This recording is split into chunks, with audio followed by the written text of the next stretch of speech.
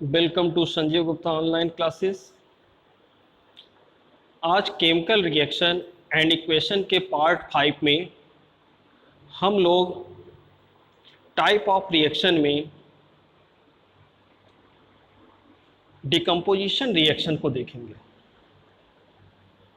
जैसे आप देख रहे हैं डिकम्पोजिशन रिएक्शन,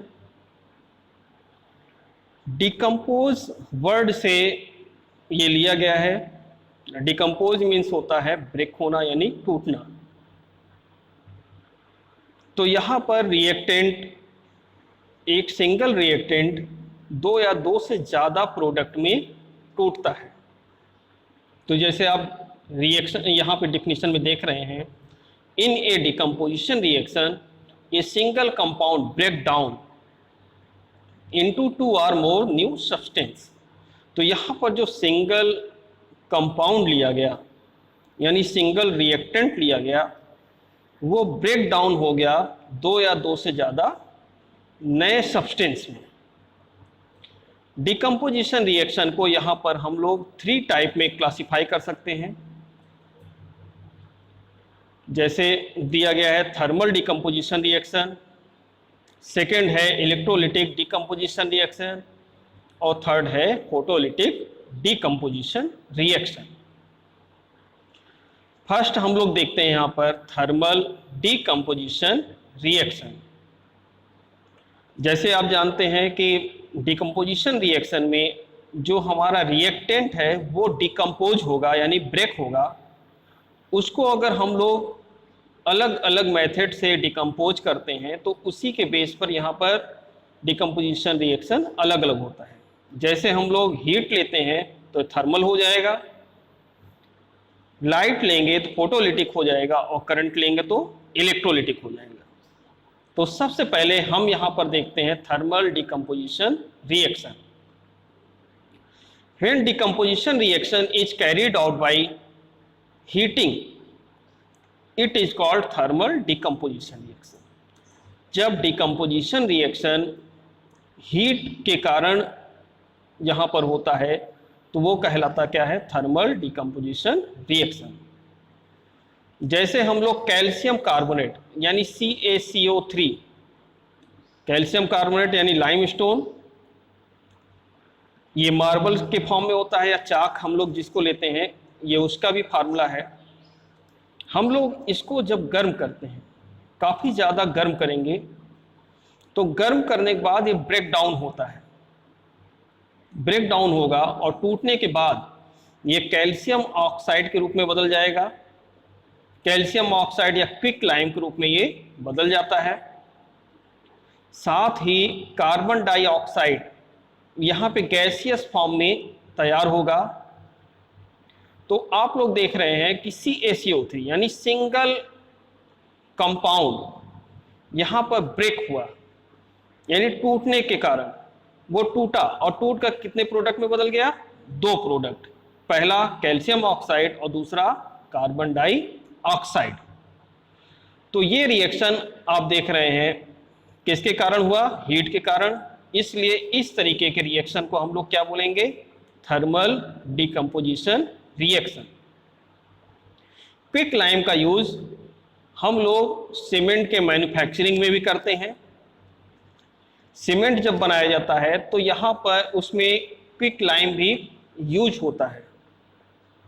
सेकेंड रिएक्शन आ जाए हम लोग PbNO3 ट्वाइस यानी लेड नाइट्रेट।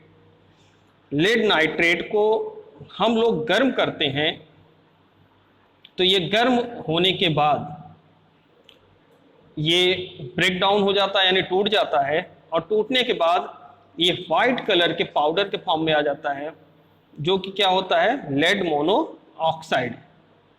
यानी व्हाइट कलर का पाउडर जो था वो टूटा किस में आ गया? लेड ऑक्साइड फॉर्म में। वो हो गया हमारा येलो कलर में। तो येलो कलर के फॉर्म में कौन सा था? लेड मोनो ऑक्साइड है। साथ में NO2 यानी नाइट्रोजन डाइऑक्साइड, ये ब्राउन कलर का फ्यूम है और साथ में ऑक्सीजन यहाँ पे कलरलेस फॉर्म में निकलता है। तो हम ये देख रहे हैं कि यहाँ पर लेड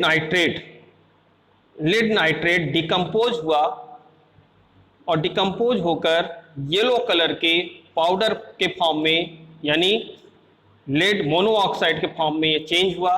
साथ में यहाँ पर जो फ्यूम निकल रहा है वो फ्यूम ब्राउन कलर का निकला और साथ में ऑक्सीजन भी यहाँ पर जो निकला वो किस रूप में था, कलरलेस फॉर्म में। तो गर्म करने की वजह से यानी यहाँ पर हीट की वजह से ये डिकम्पोजिशन रिएक्शन कैरिड आउट हुआ, इसलिए इसको हम लोग बोलते क्या हैं, thermal decomposition reaction. Second reaction पे आ जाए, इलेक्ट्रोलिटिक डिकम्पोजिशन रिएक्शन।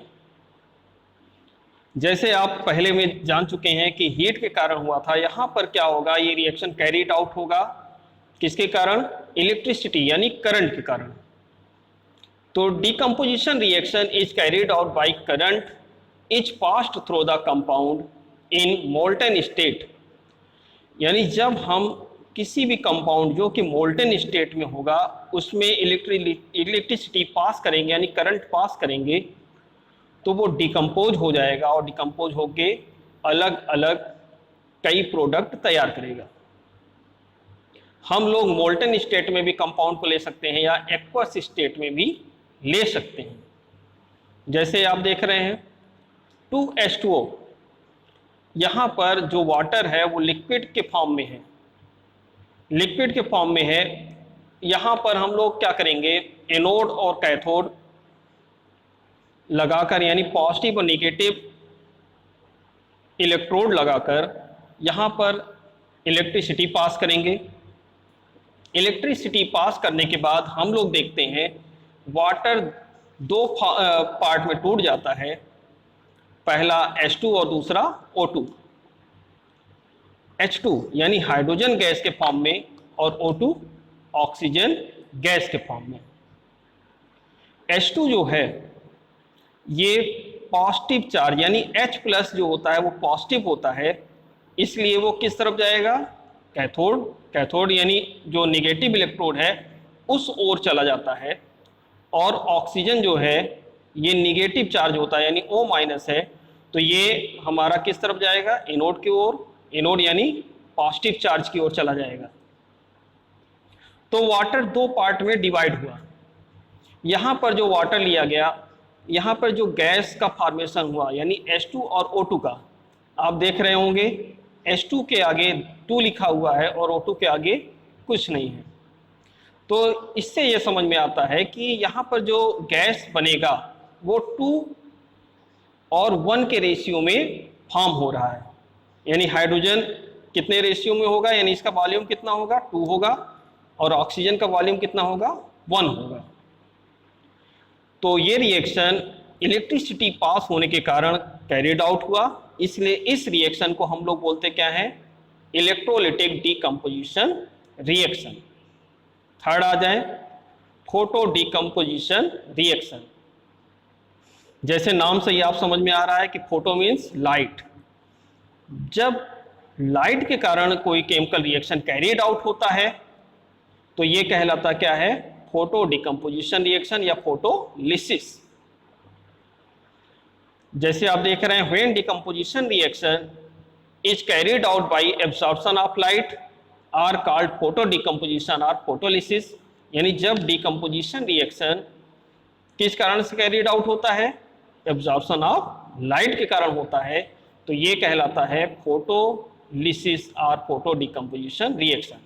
जैसे आप देख रहे हैं 2AgCl और यहाँ पर लाइट लिया गया है एरो में और साथ में दिखाया गया है क्या प्रोडक्ट के रूप में 2Ag और Cl2।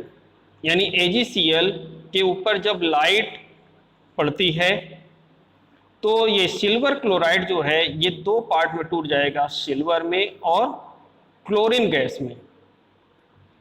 सिल्वर जो है ये सॉलिड फॉर्म में यानी मेटल के फॉर्म में रहता है और क्लोरीन गैसियस फॉर्म में होती है।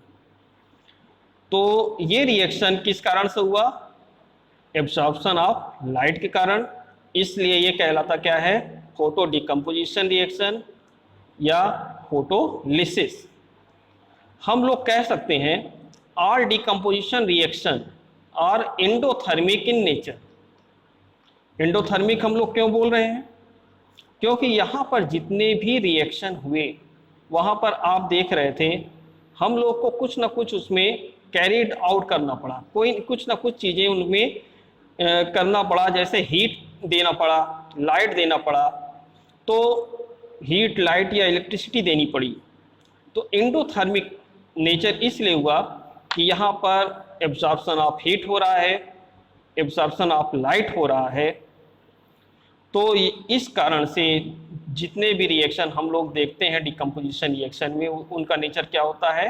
एंडोथर्मिक इन नेचर होता है। अगले वीडियो में हम लोग डिस्प्लेसमेंट रिएक्शन और डबल डिस्प्लेसमेंट रिएक्शन के बारे में पढ़ेंगे। Thank you.